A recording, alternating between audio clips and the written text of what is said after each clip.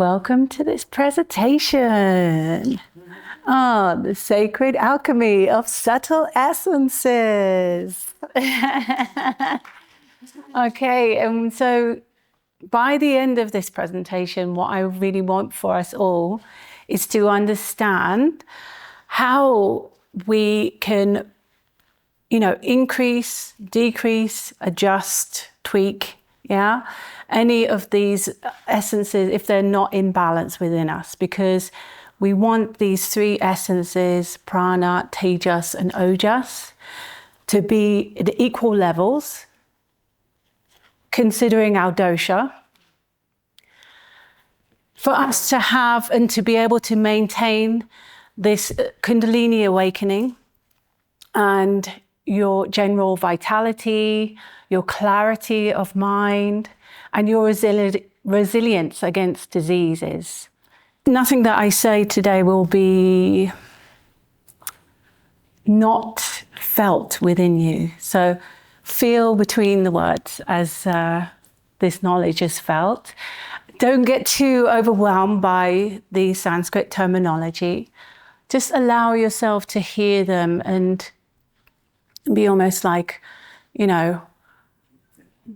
a sponge. It will go in. The more times you hear these words, the more it will become familiar to you.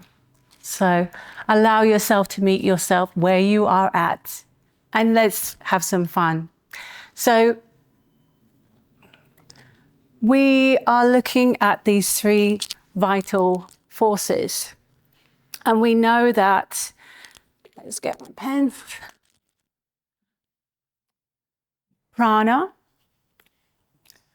We probably heard that term before, and we know it maybe as our breath. And we know there's prana in the body, that is our life force. And this is associated with the quality of air. Okay, let's do 3 squiggles here. And it's also the subtle element of Vata dosha. And yes, we've got the 5 Mahabhutas, but when we are talking about the greater elements of nature, yes, and that's space, air, fire, water, and earth. But when we talk about these 3 subtler essences, we just take it down to 3.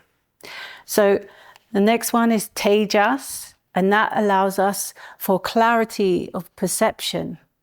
It allows us to learn and study and gives us our luster for life. And that represents by the flame, fire. And then we have Ojas, which is the subtle energy of Kapha dosha. So this is our vitality, the nourishment, the glue that sticks us, and that nectar of love and resilience within each and every one of us. It's our bliss. And so that is water. Let's just make some waves, some bigger waves. And so often in the texts of Ayurveda, we describe these 3 as being a lamp, and the Tejas is the flame, Ojas is the wick or the oil in the lamp, and we have air which fans the flame. We can't have that flame if prana is not there. Just as Igor said yesterday, that if prana, life force energy, is not present, then we're not going to have anything else, right? There's not going to be any, then there'll be no brain functioning. And there certainly won't be any nourishment, love, or compassion in the body.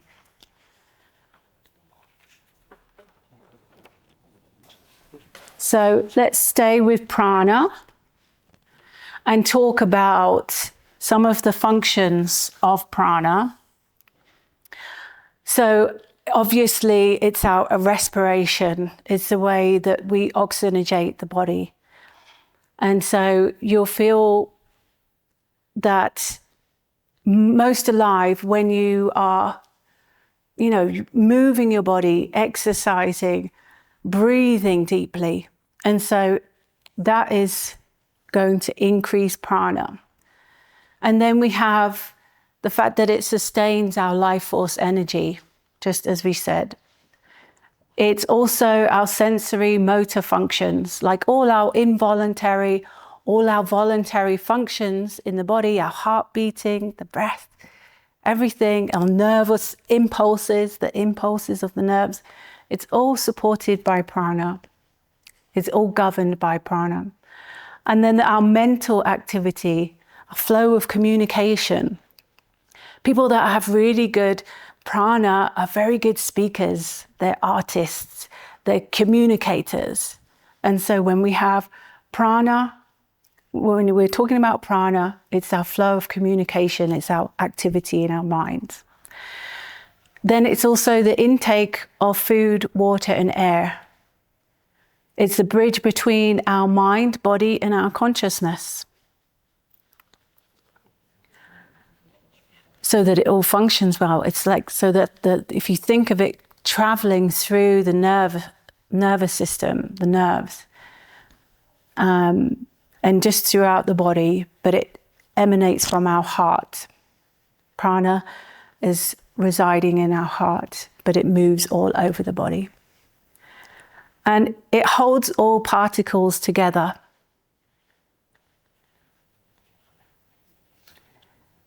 And it's the governor of Ojas and Tejas.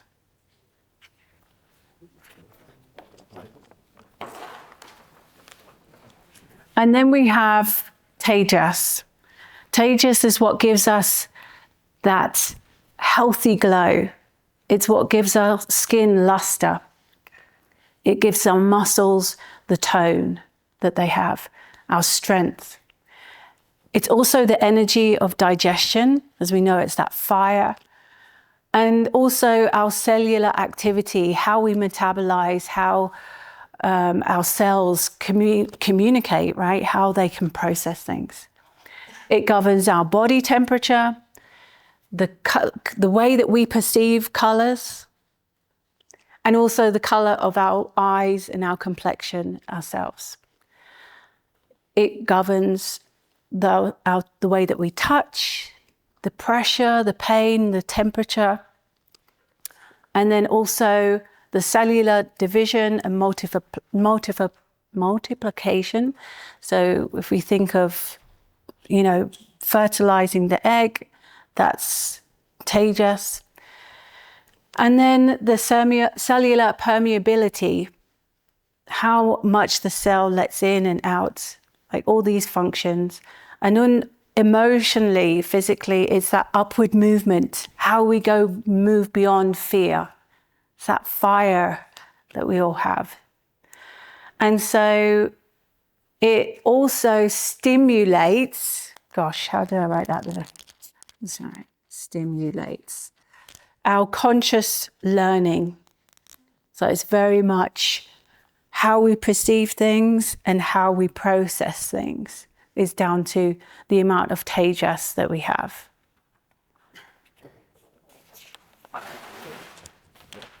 Okay, Ojas.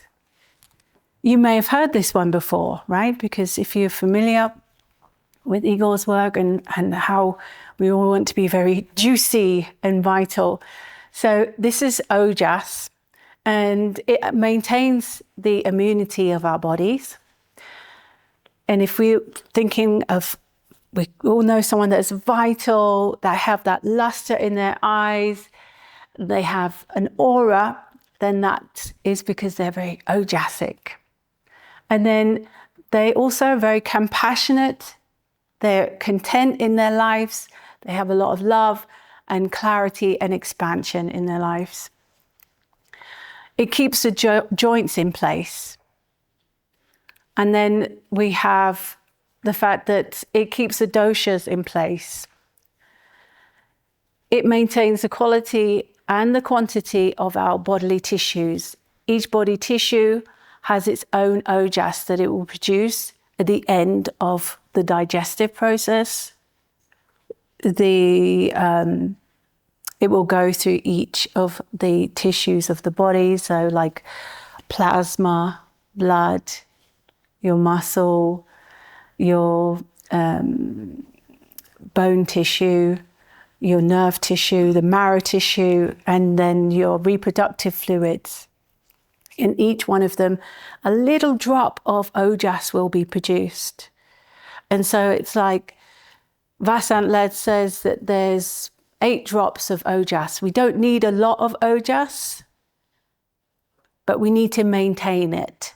Otherwise, we start to see that this maintenance of the doshas being in their respective houses in the digestive system, in your physiology, everything starts to then wobble. It's also said like ojas is like globulin. It's like hormones. It produces our hormones. And so we could also think of it being like hormones, yeah, if we want to use more of a medical type term for it, because ojas is probably the least subtle of them, of the 3.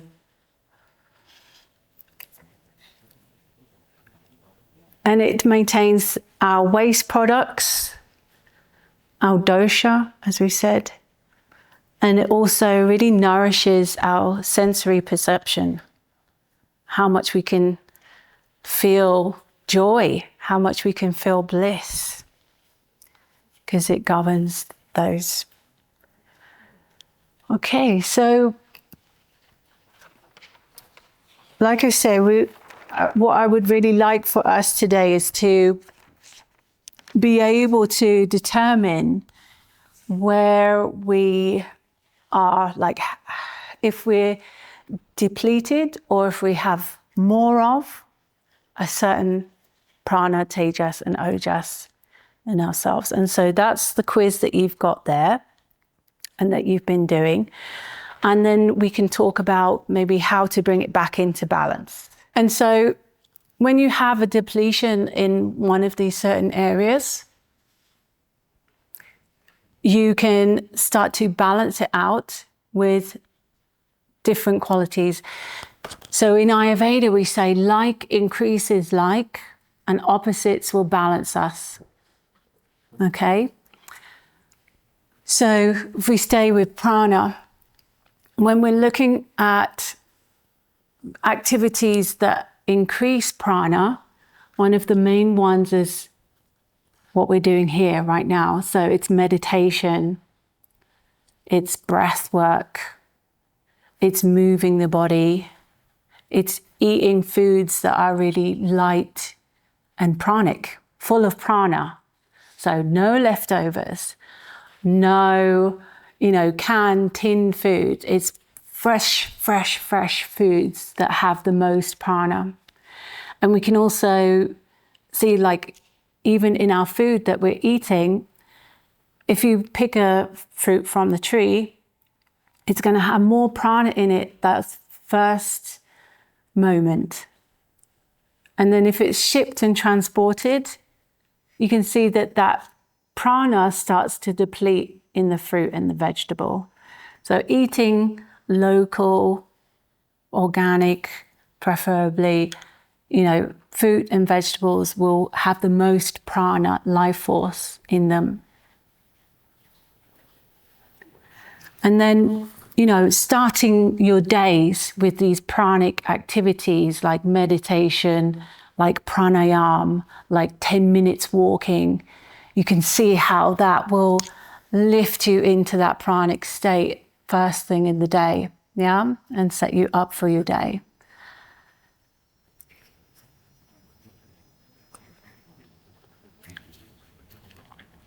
So let's say, for example, we have too much prana. We're someone that is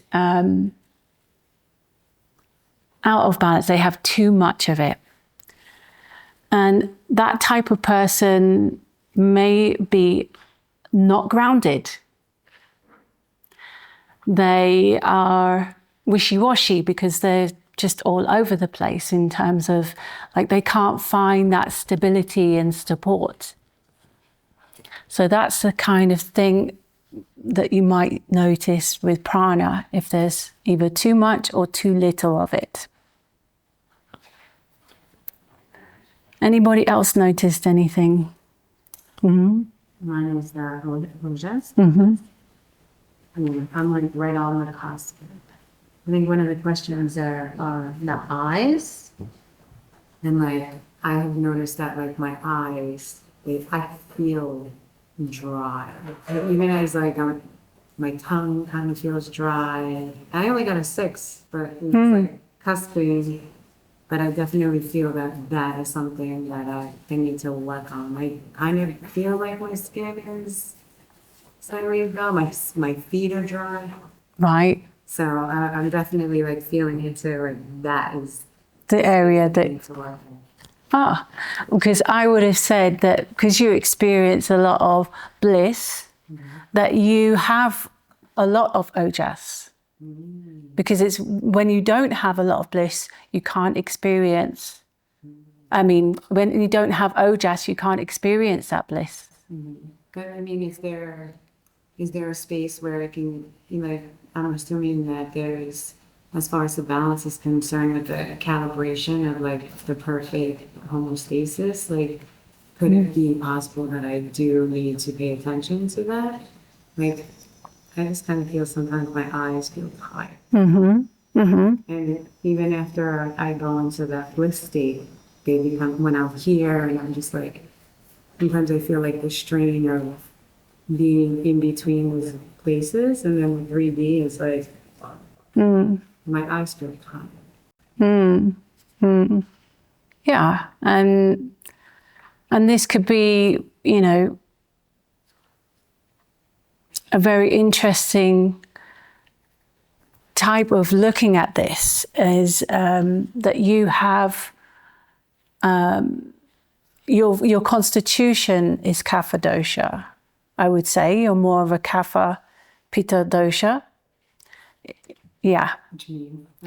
Yeah. No. Yeah. Absolutely. So Kapha doshas are more of that steady, stable, joyful, big, strong immunity. They have like this more glowing skin. They have bigger eyes that are open. And so, yeah, so, and they're very friendly, warm, good, you know, wise people to be around. And so Kapha doshas are typically more fleshy. They can be more attached. They can also have more of a sense of, you know, love and longing for the divine. And so they're the more devotional types. And so that's my sense, is that you have more of that in your nature. And so ojas will be quite natural for you to have in your constitution. Yeah, and that's why you experience this bliss, right? And so when you are saying ojas is something that you need to look at, it's interesting because I would say not necessarily, right? But because you're maybe drawn to that because that's your nature, anything kind of opposite to that would feel a bit like, you know, not familiar. So, yeah, okay, we're going to go back to this quiz, because what else did you answer for prana and tejas? Yeah, my prana is a 3 on that scale. And so you answered that correctly, as in, like, you gave the biggest number to the one that you need the most. Yes. And I found it interesting because it says your protective nectar, steadiness, glow. I mean, maybe it's just me not connecting to the water, that my water intake.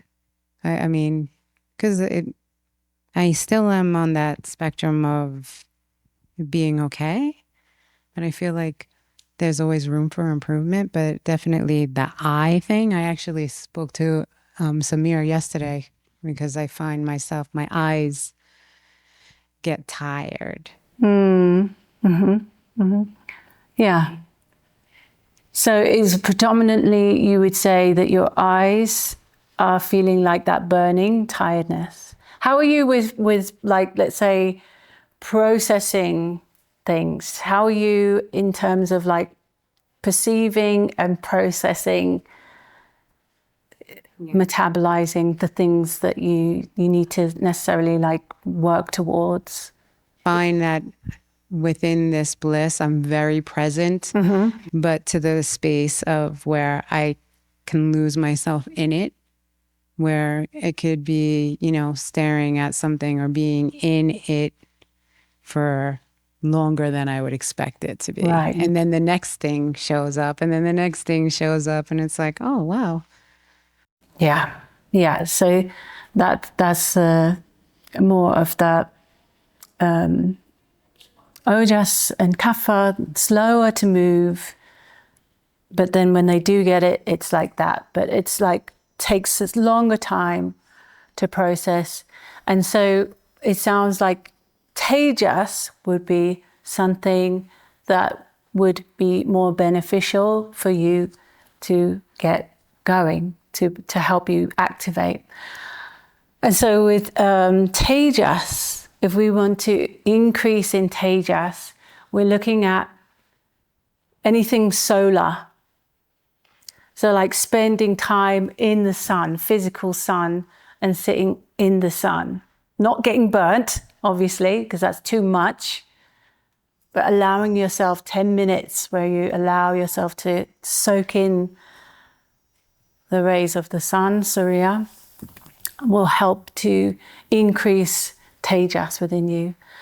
And then, of course, it's studying, learning, like making sure you read your 4 to 8 pages every day so that you keep growing, learning, keeping that fire activated.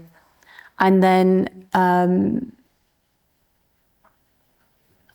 it's physically, when we have, we're talking of the tissues, when we activate Mamsa Dhatu, right, our muscle tone, yeah? Muscle tone, remember Tejas is about muscle tone. Then we will increase in Tejas, yeah? And we will increase in confidence. We will increase in our sense of, inner fire, strength, clarity that brings you, is what follows, yeah? Is clarity, confidence, and being able to be strong, steady in your decisions and following through. Yeah. Thank you. Yeah, I think we got there. Okay. Anybody else would like to share what they've noticed? So the quiz, I thought I had a low score, but it's high. It's a significant depletion. And I do definitely feel that, like this summer guiding and working, I have to go up 15 flights of stairs from my house. And I was so like tired. Sometimes like barely get up those stairs. It was kind of crazy. I was like, whoa, that's kind of crazy. And then Tejas and Prana were the highest scores. Like I had a 6 and a 7. Yeah. For those. And what was your... Prana only had 1, or Ojas only had 1, sorry. Right. Yeah. Right. I see that really relates to, you know, a lot of Vata, okay, in your constitution as well. Okay. But okay, so then what did you get that you feel would be beneficial for you to bring it back into balance? Well, you said for Tejas, the sun, like solar energy and muscle tone. So yeah, like doing those types of things. And then it says like for the significant depletion, prioritize repair, simplify inputs, rest, and rebuild. So like I know the dietary stuff, obviously I have, you know, so simplify inputs would be simplifying the type of foods coming in. Yeah, but also that's inputs is what we allow ourselves to digest. And I think you can like overstimulate when you have, you know, if you're reading 5 books at a time, or if you've got like 16 tabs open on your laptop, Yeah. you know, but it's about simplifying it, simplifying the inputs. Right. It's about, you know, finishing something that you start before you start the next thing. I feel like I said this to you. Yeah, sorry, that intuition just keeps coming through with that. So that's about limiting the amount of inputs. It's about not over cramming your schedule, Which is with what things I do, to do, like with things to 6 do. months of the year. Yeah. So it's about creating a bit more of time for rest and rejuvenation and relaxation. It's like when we come here, one of the reasons why, you know, this process is allowed to take place is because there's less stimulation, there's less, you know, things that we need to do. Yeah. We give ourselves to that. Yeah. And so it's about, you know, making sure that you don't overschedule yourself. Right. Which is what I've done major in the last 5 years. Yeah. And it's depleted me big time. Okay. Yeah. Yeah. Yeah. I knew that, but So there's an invitation there. yeah. Once we've noticed this, is to bring it back into balance. For our clarity of mind, for our steadiness of this practice. You want to increase it or you want to stabilize it when you go home. Yeah. Is to make these slight tweaks and adjustments. Beautiful. You're welcome. Scott? My follow-up, sure. For me, my highest score was for Ojas. Right. And I feel like that's probably correct. Yeah, good. And so what did you get from that how you could bring that back into balance for yourself?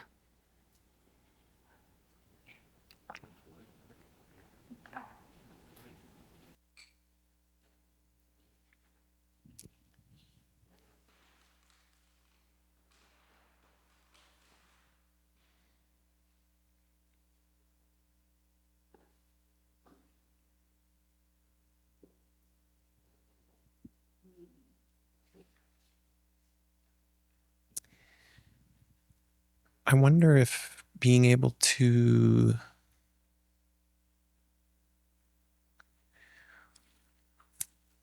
maybe engage in more practices of that express love and compassion. Yeah. That stands out to me. Yeah. As maybe a little bit missing. Absolutely. And this is, you know,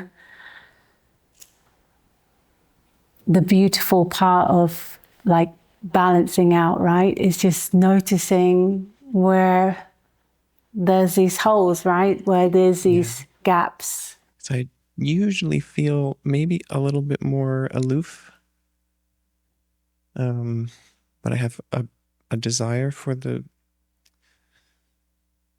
sort of richer, warmer kind of feeling, if that makes sense.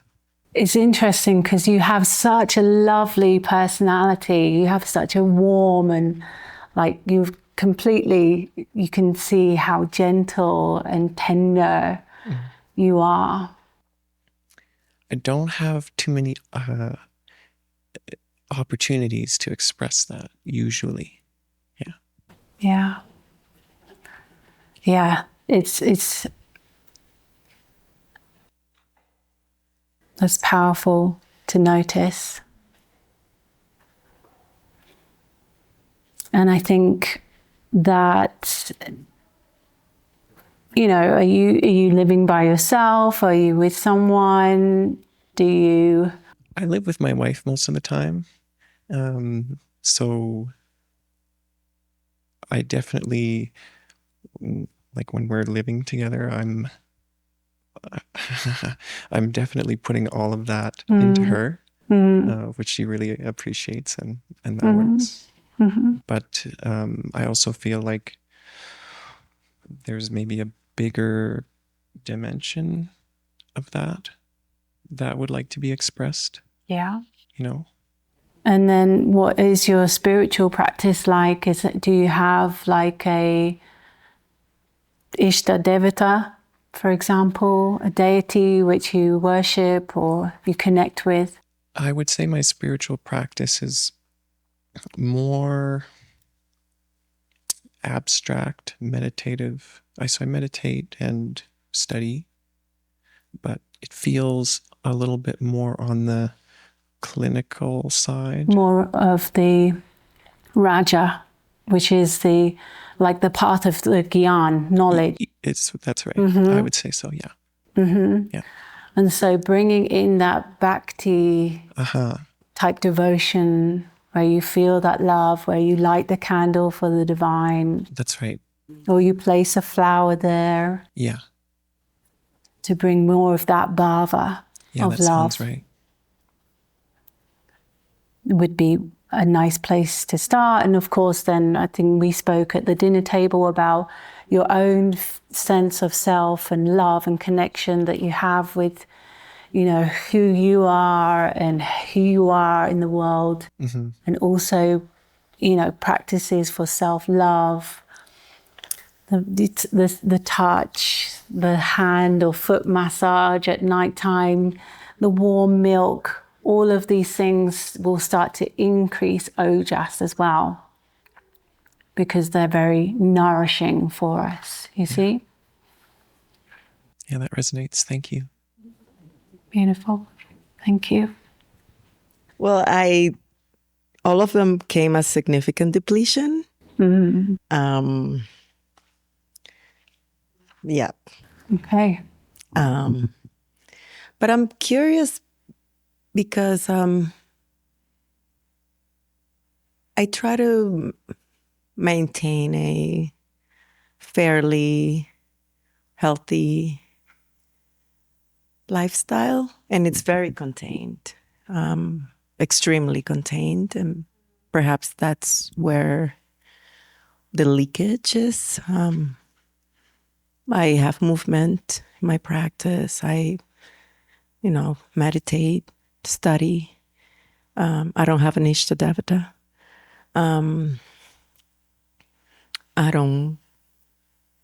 I eat fairly well, though sometimes, especially earlier this year, I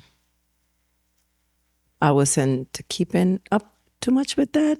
But not it was weird because I like snacking. So mindlessly, I would over snack. But it wasn't like eating French fries. And it's still like my meals were fairly healthy. So I'm not sure what's going on. Yeah, so mainly ojas is depleted also through our mind and our thoughts. Like if we have worry and fear, and they are basically running, 90% of the show with our thoughts, then also, that depletes us. It depletes that ojas. Ojas is replenished with love and compassion, but it's depleted when we fearful and worry. And so it will, if our mind and our thinking is that place, then that will deplete ojas. And how does that resonate with you? Very much. Okay. I think it's probably so automatic that I don't notice. It's almost like probably running in the back of my mind because I'm not consciously thinking these things. I think it's just developed in the sense that it's just part of my fuel, inner fuel. Yeah. I can relate to that as well. And it's like, just noticing that sense of, not being in gratitude or not feeling whole, where you are, who you are, as you are, and about bringing in those opposite thoughts. In Ayurveda, there's one word that really kind of describes this opposite feeling of joy and of bliss as prasana. I love this word, prasana. And so we want to maintain that prasana as much as possible. Yeah, it's and Igor mentioned this the other day, like it's about meeting yourself halfway. Yeah, it's like, what's his name? Charlie with the walking stick. Charlie Chaplin, smile when your heart is aching. It's like meeting ourselves with that joy first thing and last thing of the day. Just let everything dissolve into the absolute and come back to that essence of who you are. You should never go to sleep with the day's worries or, the heaviness of it. Instead, we just have that as an offering to the divine, an offering to these processes, Tejas, to burn it away, to be able to process it whilst you're asleep, fast asleep. And, to just delegate. Yeah, it's not something that you need to go to bed with. It's something like that feeling should be light in the heart as you sleep. Yeah, just allow it all to yourself to return back to that field, this field. And that will bring a sense of, lightness. And then in terms of Tejas, you said you were studying, you do your spiritual studies. Yeah. And prana, you make sure that you walk every day, that you do your meditations. And so this will start to balance itself. That's my sense, is that, it's letting go of the worry, the doubt, the fear, and allowing yourself to live in love, compassion, joy. Thank you. Let's see over this side. Samia, you want to? Oh, you said something, didn't you? But okay. So, where is sex here? Yeah. Thank you. Let's talk about sex. So, when we talk about sex, we talk about, and we think of ojas as, because that is our fertility, it's our it's the end product of our digestion, these juices. And so when a man, for example, will ejaculate, they will lose ojas. And they can feel fuzzy for days. They can experience a real depletion in their body. And that's because they've just lost very quickly the ojas. And women don't tend to have that issue the same way as men, because we tend to feel more of the love and the connection. So for us, it can increase in ojas. So for men, we predominantly think of here, supporting us women, we can make them a juice with dates and almonds. We call that Shiva shake, banana, dates, and almonds. And you can drink that after the depletion. Other ojasic foods that are good are rice, ghee, honey. So it could be like a tablespoon of honey or a tablespoon of ghee afterwards would also restore the male physiology. And then they can drink also the sperm for themselves, and that will mean less processing of the ojas to restore itself. Semen retention also. Semen retention, yes, exactly.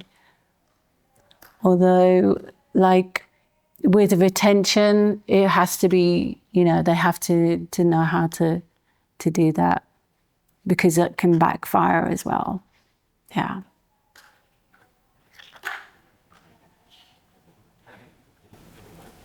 Is it not with sex or Yeah, exactly. If you're wanting to restore ojas, eating more ojasic foods. Yeah, so that's milk, almonds, and honey, dates, rice, raisins, saffron. These things are good restorers, rejuvenating the body. And also, like as we age, the ojas is depleting a bit more. And so as we age, we want to have more of those ojasic foods naturally. Rice pudding with some saffron and raisins and dates in there. Coconut, thank you, yeah. Yeah. Yes, sattvic. Coconut seems to be very complete. Very nutrifying, very nourishing. Much more than almond milk. Yeah. Okay, yeah. Yeah, it's got oils in there as well. Beautiful addition, yeah. Yeah. My intuition was more ojas, which is I've been doing. It's interesting as we talk about the food that those are all food that I've been I guess maybe let me start. I think I'm probably Pitta Vata in general, and I think I've been dealing with my Vata being out of sort, and intuitively, I've been trying to bring down Vata, but also bring up Kapha. And so night's been really important. Just like the Going to bed warm on milk, just the playing with the kids, the turning off anything that's just more intellectual, and so that's really helped with the ojas. And so what's interesting is the prana was maybe the one that was a little, slightly depleted, and I think it's still the Vata. So I wake up always between 2 and 4.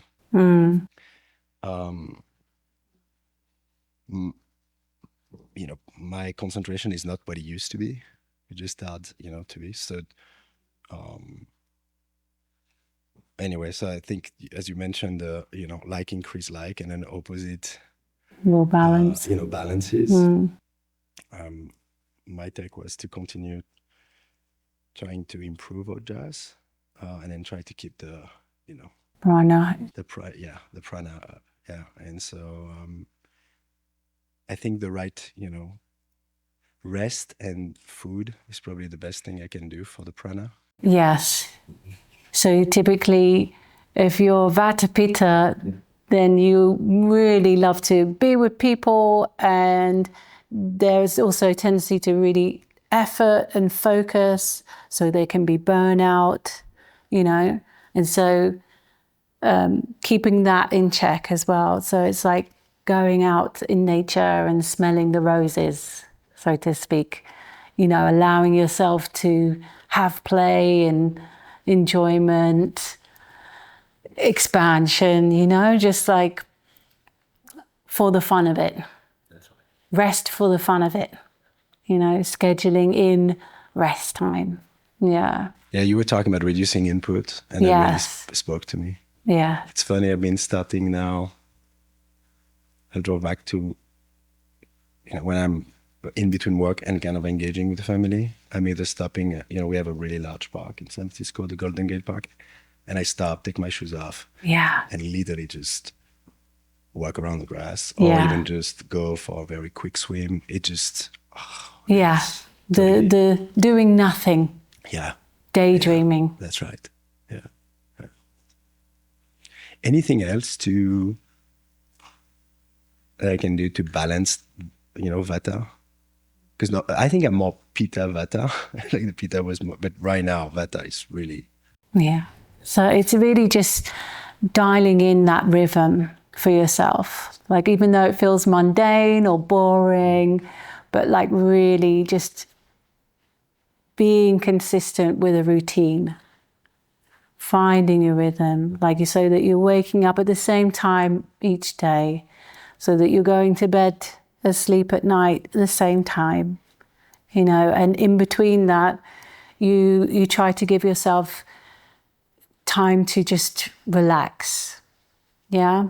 So the Vata time of day is between 2 and 6.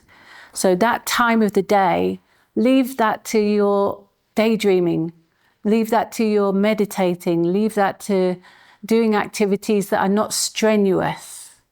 You see, not too much effort where it's going to drain Vata. But instead, things that are just more creative, more maybe social, but, like gentle social, not like efforting social. Yeah. And making sure that you're not eating dry foods, that your foods are cooked well, they're moist, they have oil on them.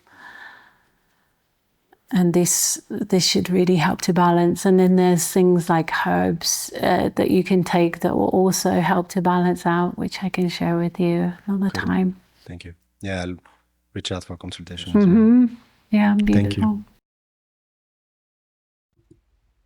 If this landed for you, my love, then this is just a tiny taste of what we can do together. If you're feeling called for a more intimate support, my Rasa coaching is where we work one-on-one on your energetic alignment, physical healing and nervous system neuro patterns, so your inner world and outer life finally begin to match. Inside the Sacred Vitality Collective, we go much deeper into nervous system regulation and building a life that actually runs on rhythm, not burnout. If you're new here, hit the subscribe button so you don't miss the next video. And tell me in the comments, what is one thing that you're taking away from today? Thank you so much for being here. I can't wait to see you on the next video.